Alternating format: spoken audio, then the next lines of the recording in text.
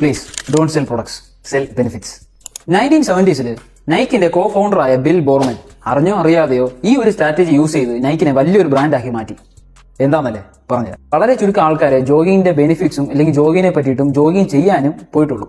ബില്ലിന്റെ ആവശ്യം ഇത്രയേ ഉള്ളൂ, എല്ലായിടത്തും ജോഗിങ്ങിന്റെ ബെനിഫിറ്റ്സും ജോഗിങ്ങും എത്തിക്കുക.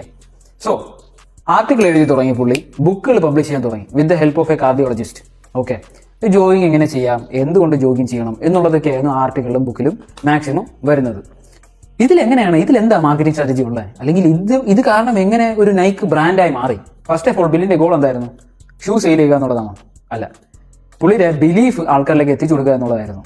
ഇല്ലേ, പുള്ളിയുടെ ബിലീഫ് ജോഗിങ് എല്ലായിടത്തും എത്തിക്കുക, ജോഗിങ്ങിന്റെ benefits. Okay, second point, always build a strategy based on your audience need എന്ന് പറഞ്ഞാൽ, നൈക്കിന്റെ കേസ് എടുക്കുകയാണെങ്കിൽ ഫസ്റ്റ് ഓഫ് ഓൾ നൈക്ക് എന്തുകൊണ്ടാണ് വാങ്ങിക്കേണ്ടത്?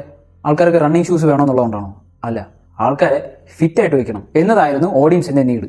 അതായിരുന്നു പുള്ളി ആ ആർട്ടിക്കിളിലും ബുക്കിലും ഒക്കെ എഴുതിയിരുന്നത്. How to get in to a shape, അല്ലേ? അതിന് സഹായിക്കുന്നത് നൈക്ക്. അതാണ് correct product pitching. Third point, believe in the product you are selling എന്ന് പറഞ്ഞാൽ പുള്ളി ബിലീവ് ചെയ്തത് എന്താ? ജോഗിങ് എല്ലായിടത്തും എത്തിക്കുക, അതിന് യൂസ്ഫുൾ ആയിട്ടുള്ളത് നൈക്ക് ഷൂസ്.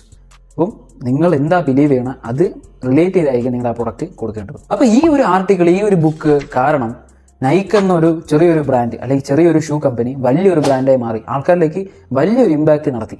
ഓക്കെ, സോ ഇതിന് എന്തൊക്കെയാണ് നമ്മൾ ഒരു ബിസിനസ്സിന് ചെയ്യേണ്ടത്? ഒരു പ്രൊഡക്റ്റോ സർവീസോ നിങ്ങൾ സെയിൽ ചെയ്യുന്നുണ്ടെങ്കിൽ ഫസ്റ്റ് നിങ്ങൾ എന്താ ചെയ്യേണ്ടത്? നിങ്ങളുടെ പ്രൊഡക്റ്റോ സർവീസോ സെയിൽ ചെയ്യാൻ പാടില്ല, സെയിൽ ബെനിഫിറ്റ്. ഓക്കെ, രണ്ടാമത്തെ പോയിന്റ് എന്തായിരിക്കണം? Always know your audience need. ഓഡിയൻസിന് എന്താണോ ആവശ്യം അത് മാത്രം നിങ്ങൾ അത് വെച്ചുകൊണ്ട് വേണം നിങ്ങളുടെ പ്രൊഡക്റ്റ് നിങ്ങൾ സെയിൽ ചെയ്യാൻ. Okay, third one, believe in your product or services. Okay, so ഇതേപോലെ മാർക്കറ്റിംഗ് സ്ട്രാറ്റജീസ് അറിയണമെന്നുണ്ടെങ്കിൽ ഒന്ന് ഫോളോ ചെയ്ത് വെച്ചേക്കാം.